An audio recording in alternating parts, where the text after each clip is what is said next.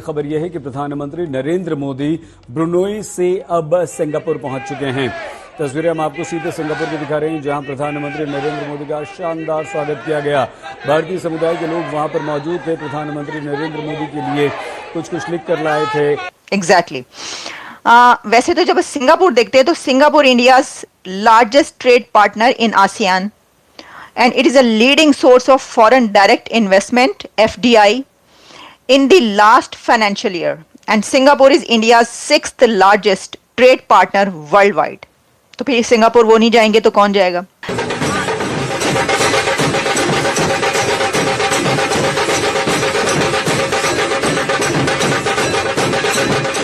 अब इंडिया को इतनी फैसिलिटेशन है, वो पूरी दुनिया में जिससे मर्जी जो मर्जी कारोबार कर लें, जिधर मर्जी पहुंच जाएं, जिधर मर्जी जिनिया मर्जी डीलां कर लें, असी नहीं कर सकते। ठीक है जी, हमें जारी बात है हमारी वो क्रेडिबिलिटी नहीं है, हमें कोई मुल्क जो है वो मुंह लगाने को तैयार नहीं है इस हवाले के साथ। इनके साथ ये भी कहा जा रहा है कि जी सिंगापुर में विजिट के दौरान जो है वो सेमी कंडक्टर्स के ऊपर एग्रीमेंट किया जाएगा और मोदी जी जो है वो डेफिनेटली वहां से भी मुझे लग रहा है कि कुछ ना कुछ बिजनेस वगैरह लाने के चक्कर में है, और होना भी यही चाहिए। वैसे तो चाहे वो सिंगापुर हो या कोई भी जगह हो, हर जगह हम यही देखते हैं कि जो इंडियन प्राइम मिनिस्टर है या इंडियन गवर्नमेंट है वो बिजनेस के ऊपर बहुत ज्यादा जो है वो तवज्जो देते हैं, बहुत ज्यादा जो है कंसंट्रेट करते हैं। और में भी देखना आप चाइना का फैक्टर है 100%। किस तरीके से अपनी जियोपॉलिटिक्स अच्छी करनी है, फॉरेन रिलेशंस तेज करना है, किस तरीके से धीरे धीरे चाइना को आइसोलेट करना है और भारत की धाक जमानी है, ये स्टोरी है प्रधानमंत्री मोदी की ब्रुनई और सिंगापुर के विजिट की। सिंगापुर में विजिट के दौरान जो है वो सेमी कंडक्टर्स के ऊपर एग्रीमेंट किया जाएगा और मोदी जी जो है वो डेफिनेटली वहां से भी मुझे लग रहा है कि कुछ ना कुछ बिजनेस वगैरह लाने के चक्कर में है, और होना भी यही चाहिए। वैसे तो चाहे वो सिंगापुर हो या कोई भी जगह हो, हर जगह हम यही देखते हैं कि जो इंडियन प्राइम मिनिस्टर है या इंडियन गवर्नमेंट है वो बिजनेस के ऊपर बहुत ज्यादा जो है वो तवज्जो देते हैं, बहुत ज्यादा जो है कंसंट्रेट करते हैं या इंपॉर्टेंस देते हैं। होना भी यही चाहिए। क्या कर रहे हैं कि ये लोगों के लिए कारोबार कर रहे हैं। अब फॉर एग्जांपल इसमें डोनेशंस कलेक्शंस बड़ा कुछ कर सकते हैं। हाँ साढ़े को तो डर देन और इसी तो डरने हैं कि जो सानू तो डिक्लेयर करना पैंदा है कि क्या कोई टेरर फाइनेंसिंग का पैसा तो नहीं आ रहा। बेसिकली हमारे मुल्क का हमने हालात बिगाड़ ये दिया है ना, तो सारी बात है हमने तो यही करना है कि इधर उधर रहेंगे। अब इंडिया को इतनी फैसिलिटेशन है, वो पूरी दुनिया में जिससे मर्जी जो मर्जी कारोबार कर लें, जिधर मर्जी पहुंच जाएं, जिधर मर्जी जिनिया मर्जी डीलां कर लें, असी नहीं कर सकते। ठीक है जी, हमें जारी बात है हमारी वो क्रेडिबिलिटी नहीं है, हमें कोई मुल्क जो है वो मुंह लगाने को तैयार नहीं है इस हवाले के साथ। इनके साथ काम करना है। और एक बात बताऊं, आप ये कैसे हो सकता है कि नरेंद्र मोदी कहीं जाएं और पाकिस्तान का जिक्र ना करें? पाकिस्तान की मोहब्बत नरेंद्र मोदी के अंदर बहुत ज़्यादा जो है ना, मोदी साहब के अंदर कूट कूट के भरी हुई है। और वो मोहब्बत क्या है? वो मोहब्बत ये है कि जनाब दोनों मुल्कों ने टेररिज्म को और इसकी तमाम शक्लों को और तमाम अंदाज से कंडेम किया और कहा कि किसी की टेरिटरी इस्तेमाल नहीं होनी चाहिए।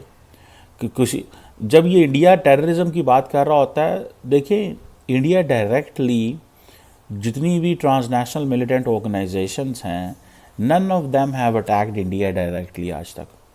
ठीक है जी, लेकिन क्योंकि दुनिया टेररिज्म की लैंग्वेज समझती है, मैंने आपको पहले भी कहा था, सो इंडिया ने लिंक कर दिया तमाम अपराइजिंग को विद टेररिज्म। ठीक है, so that's how they make it to the, उनको बनाते हैं वो। ठीक है जी, सो मुझे ऐसा लगता है कि ये जो चीज़ है कि टेररिज्म का जिक्र करना, और फिर उन्होंने ख़ास तौर पे जो बात की, उन्होंने कहा जी जो परपेट्रेटर्स हैं जो उनको सज़ाएं दिलवानी चाहिए, और ये जो ट्रांसनेशनल ऑर्गेनाइज क्राइम है और इस तरह के जितने भी फिर अल्फाज वो मोदी साहब और उनका वो यूज़ कर सकते हैं, हमें कम्बैट टेररिज्म के हवाले से वो करनी चाहिए। This is what in fact मेरे लिए एक इम्पॉर्टेंट चीज़ थी कि हाँ भाई हाँ, जो जैसे तैसे हो हमें इस चीज़ को करना ही करना है, हमें टेररिज्म को डिस्कस करना है, हमें पाकिस्तान को बीच में चंगा टका के रखे देना है, इनू फड़ो पाकिस्तान जोड़ा ना इनू विच लैके आओ। और दैन की इंपॉर्टेंट चीज़ क्या है कि मुसलमान मुल्क और पाकिस्तान का जिक्र अमूमन क्या होता है कि ये इंडिया ने बड़ी जनरल स्टेटमेंट जारी करवाई है उनसे, ठीक है। अगर यहाँ जापान होता तो इन्होंने फिर 26/11 का जिक्र करना था। फिर इंडिया ने वो जी globally designated terrorist organisation जमात-उद-दावा, Lashkar Taiba, Jaish A Mohammad and इस तरह का फिर वो जिक्र आना था।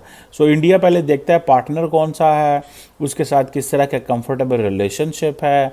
तो ये चीज़ें हैं कि इंडिया ये जब साउथ ईस्ट एशिया में आता है तो यहाँ पे जाकिर नाइक भी इम्पॉर्टेंट एक प्लेयर आ जाता है, जिसका बहुत इन्फ्लुएंस है इस मुस्लिम पॉपुलेशन में। मलेशिया वगैरह के में जब मलेशिया के प्राइम मिनिस्टर आए थे इंडिया, तो इंडिया डिड डिस्कस कि हमने एक बंदे को बैन किया हुआ है, और वो क्योंकि तबलीग करता है तो Zakir Naik I haven't heard him much, but मैंने उसको ज़्यादा ये उसके क्लिप्स ही देखे हैं, मुझे नहीं पता वो किस तरह की उसकी स्कूल ऑफ थॉट है, but he has been very popular because of his Peace TV and all that. लेकिन पाकिस्तान में नहीं वो इतना ज़्यादा मेरा ख्याल है सुना जाता। मैंने कभी नहीं देखा सुना उनको, आई डोंट नो और I don't have a knowledge, मुझे ऐसा कोई नॉलेज नहीं होगा। बहरहाल ये जो सारी की सारी सिचुएशन है, इसमें आप देखें कि जैसे मैंने बताया मोदी साहब पाकिस्तान का जिक्र किए बगैर नहीं रह सकते, ठीक है। और उन्होंने पाकिस्तान का जिक्र किया, उन्होंने चाइना के असर को ज़ायल करने के लिए, उसके असर को कम करने के लिए देवर देर वो वहाँ पे ज़रूर पहुँचे हैं। और मैंने आपको बताया 5 लाख की आबादी का मुल्क हो तो नरेंद्र मोदी क्यों जाएंगे वहाँ पे यार? मतलब there is something to understand, it's all China and it's all bilateral. ये जो हमने तो हमारी लीडरशिप और पता नहीं मैं कैसे मुझे एक्सप्लेन करना चाहिए पाकिस्तान की लीडरशिप को। अमेरिका, यूरोप और मिडल ईस्ट के अलावा कोई खिता ही नहीं है जो हमारी समझ में आता है यार। Indians are having talks with Chile के फॉरेन मिनिस्टर, ब्राज़ील के फॉरेन मिनिस्टर इंडिया बैठे हुए हैं, साउथ अमेरिका से। Look at the diversity of the relationship they are having around the world.